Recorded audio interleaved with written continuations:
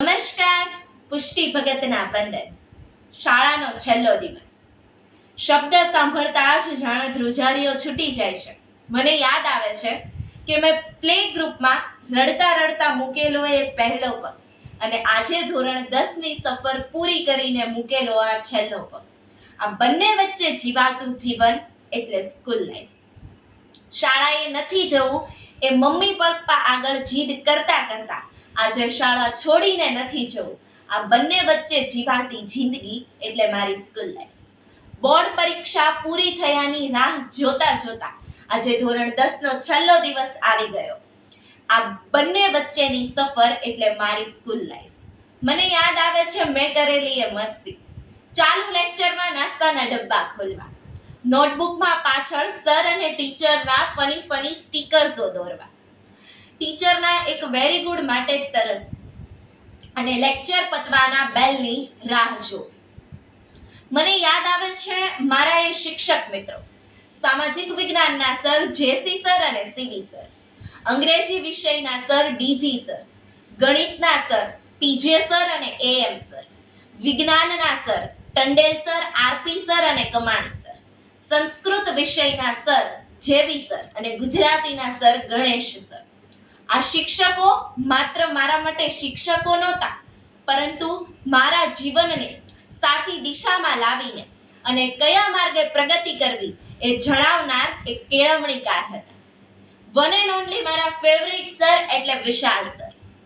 વિશાલ sir મારા માટે માત્ર સર નથી, મારા બેસ્ટ ફ્રેન્ડ છે.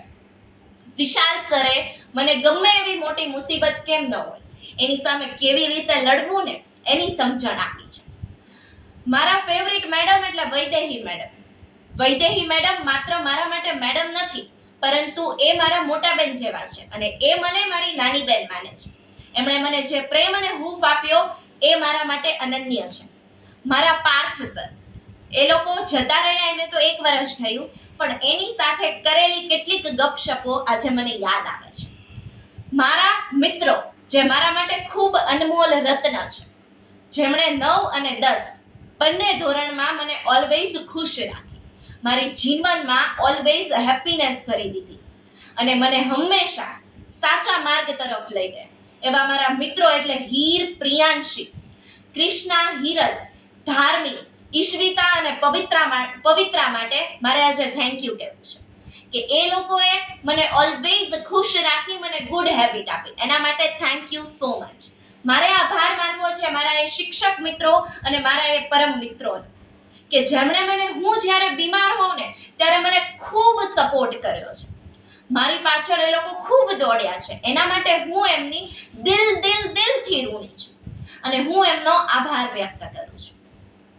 હું કદાચ કોઈ બીજી સ્કૂલમાં જતી રહીશ ને તો પણ મને આ પીપી સવાણી જેવી શાળા પાછી મળે કે ના મળે, મને એવા મિત્રો પાછા મળે કે ના મળે, મને એવા ગુરુજીઓ પાછા મળે કે ન મળે, મારા જીવનનો એક લાવવાનો પ્રસંગ એટલે અમે સૌ ભેગા મળીને સાથે જમતા, અમારા શિક્ષક મિત્રો અને વિદ્યાર્થી મિત્રો સાથે ભેગા મળીએ, એકબીજાની ચુગલી કરીએ, કોઈનો વારો ચડાવીએ અને જે મસ્તી કરીએ એ જમવા સમયની મીઠી નોકઝોક મને આજે પણ યાદ છે.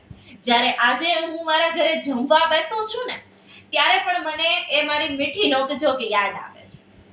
છેવટે મારા આ 13 વર્ષના સફરમાં જે મેં પીપી સવાણીમાં રમતા વિતાવ્યો છે, એવા મારા પીપી સવાણીના તમામ શિક્ષક મિત્રો, તમામ વિદ્યાર્થી મિત્રો અને તમામ મારા એવા પરમ મિત્રોનો દિલથી હાર્દિક હું આભાર વ્યક્ત કરું છું.